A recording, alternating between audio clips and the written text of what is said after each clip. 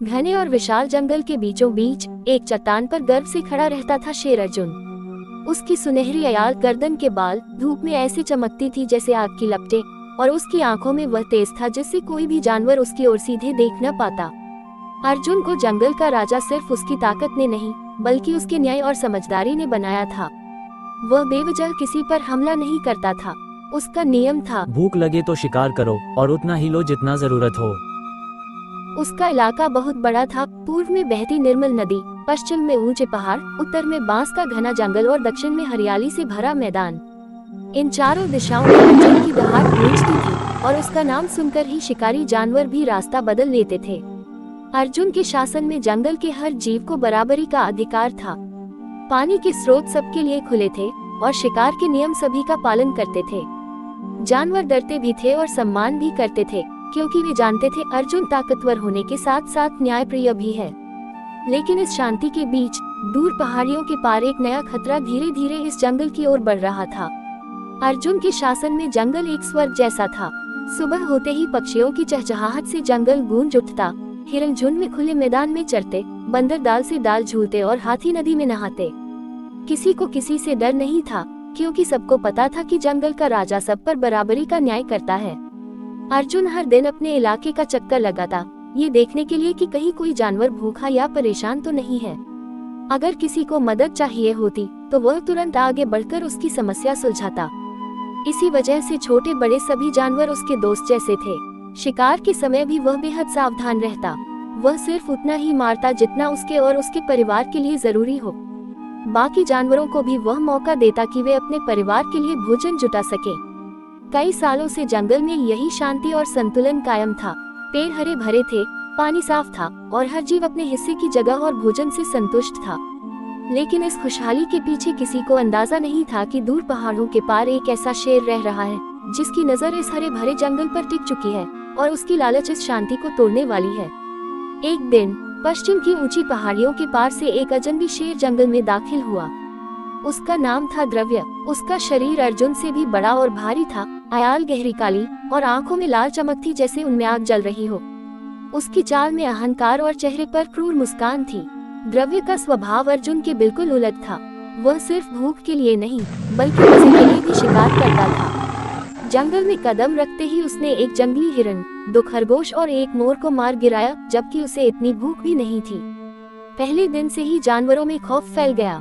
हिरनों ने मैदान छोड़ दिए, पक्षियों ने अपने घोंसले छोड़कर दूर उड़ान भरनी शुरू कर दी और छोटे छोटे जीव दिन में भी अपनी बिलों में छिपे रहने लगे। द्रव्य धीरे धीरे दक्षिणी इलाके में फैलने लगा, जो अर्जुन के क्षेत्र का हिस्सा था। वह जानबूझकर ऊंची दहाड़ लगाकर अर्जुन को ललकारता, जैसे कह रहा हो, अब ये जंगल मेरा है। जंगल के बुजुर्ग जानवरों ने आपस में बैठक की और तय किया कि उन्हें अर्जुन के पास जाकर यह खबर देनी होगी, वरना देर हो जाएगी। द्रव्य के आने के कुछ ही दिनों में जंगल का माहौल पूरी तरह बदल गया। जहां पहले सुबह पक्षियों की मीठी आवाजें गूंजती थीं, अब वहां सन्नाटा छा गया था। हिरन खुले मैदान छोड़कर घने जंगल की झाड़ियों में छिपने लगे। बंदर पेड़ों की ऊंची डालियों पर चुपचाप बैठ जाते ताकि द्रव्य की नजर उन पर न पड़े। नदी किनारे जहां पहले हाथी और भैंसे आराम से पानी पीते थे, अब वह जगह सुनसान हो चुकी थी। जानवरों को डर था कि कहीं द्रव्य अचानक हमला न कर दे। द्रव्य रोज किसी न किसी शिकार को मारता और बेमकसद छोड़ देता। यह न केवल डर फैला रहा था, बल्कि जंगल के संतुलन को भी बिगाड़ रहा था। आखिरकार जंगल के बुजुर्ग हाथी, कुछ हिरन और चालाक लोमड़ी अर्जुन के पास पहुँचे। हाथी ने गहरी आवाज में कहा, महाराज, यह नया शेर हमारे जंगल का नाश कर देगा। अगर आपने कदम नहीं उठाया तो हम सब यहाँ से भागने को मजबूर हो जाएंगे। अर्जुन ने उनकी बातें ध्यान से सुनी। उसकी आंखों में गुस्से की हल्की चमक आई, लेकिन उसने शांत स्वर में, मैं जानता हूँ कि द्रव्य खतरनाक है, लेकिन हम बिना सोचे समझे हमला नहीं करेंगे।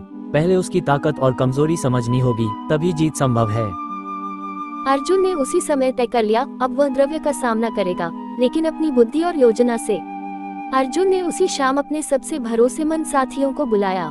बुद्धिमान हाथी, तेज तर्रार बंदर और चालाक भेड़िए, सभी एक गोले में बैठ गए और अर्जुन ने कहा, द्रव्य ताकतवर है, लेकिन उसका गुस्सा उसे अंधा कर देता है। अगर हम उसकी इसी कमजोरी का इस्तेमाल करें तो उसे हराया जा सकता है। बंदर ने तुरंत सुझाव दिया, हम उसे किसी ऐसे इलाके में ले जा सकते हैं जहां उसका पांव फंस जाए और वह अपनी पूरी ताकत न लगा पाए।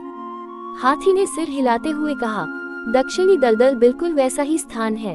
ऊपर से जमीन सख्त दिखती है, लेकिन नीचे गहरा कीचड़ है। अगर वह वहां फंस गया तो निकलना आसान नहीं होगा। भेड़िए बोली, हम उसे छेड़कर और दौड़ाते हुए उस दलदल तक ले आएंगे। वहां महाराज आप उसका सामना करेंगे। योजना तय हो गई। अगले दिन शाम होते ही सब अपने अपने काम में लग जाएंगे। भेड़िए और बंदर द्रव्य को उकसाएंगे। वह गुस्से में उनका पीछा करेगा और अंत में सीधा दलदल में पहुंचेगा। अर्जुन ने गहरी दहाड़ लगाते हुए कहा, याद रखना, ये सिर्फ हमारी जीत नहीं होगी, बल्कि जंगल की शांति की रक्षा भी होगी। उस रात पूरा जंगल सन्नाटे में सोया, लेकिन हर जानवर को इंतजार था कल होने वाली निर्णायक टक्कर का। सुबह होते ही जंगल का माहौल बदल गया। पक्षियों की चहचहाहट की जगह एक अजीब सी खामोशी थी, जैसे पेड़ पौधे भी किसी बड़े घटना के इंतजार में हों। भेड़िए और बंदर अपनी योजना के अनुसार द्रव्य के इलाके में पहुंचे।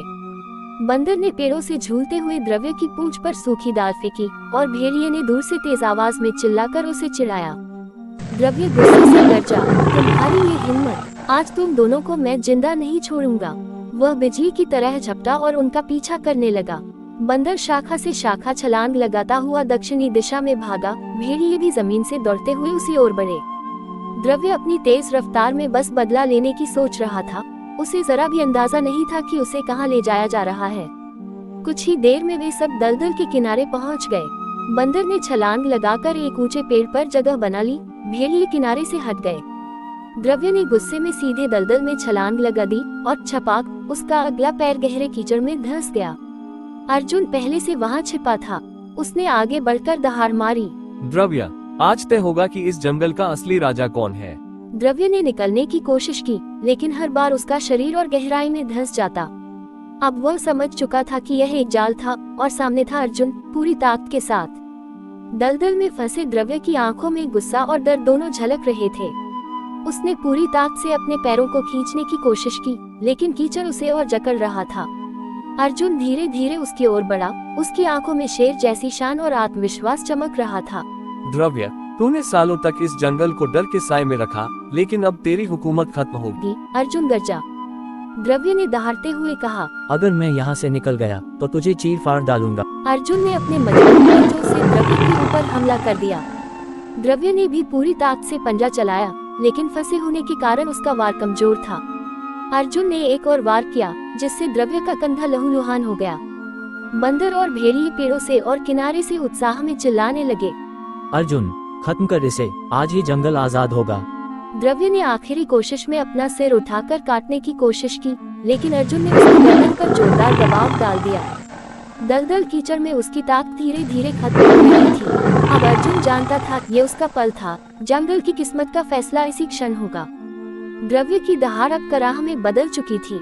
दलदल ने उसे लगभग पूरी तरह निगल लिया था और अर्जुन का दबाव उसकी आखिरी ताकत भी छीन रहा था। कुछ ही पलों में वह विशाल और क्रूर शेर, जिसने सालों तक जंगल पर आतंक मचाया था, निढाल होकर कीचड़ में ढेर हो गया। जंगल में सन्नाटा छा गया। सब जानवर कुछ क्षण तक स्तब्ध खड़े रहे, फिर धीरे धीरे जयकारे गूंजने लगे। जय हो अर्जुन राजा की। जंगल का सच्चा रखवाला जिए 1000 साल। बंदर पेड़ों से कूदते हुए आए। मोर ने पंख फैलाकर नाचना शुरू कर दिया और हाथियों ने अपनी सूंड ऊंची उठाकर विजय की गर्जना की। अर्जुन ने शांति का संकेत देते हुए कहा, अब इस जंगल में कोई भी कमजोर नहीं होगा। हम सब मिलकर रहेंगे, एक दूसरे की रक्षा करेंगे। अगले दिन पुराने बरगद के नीचे जंगल के सभी जीव एकत्र हुए।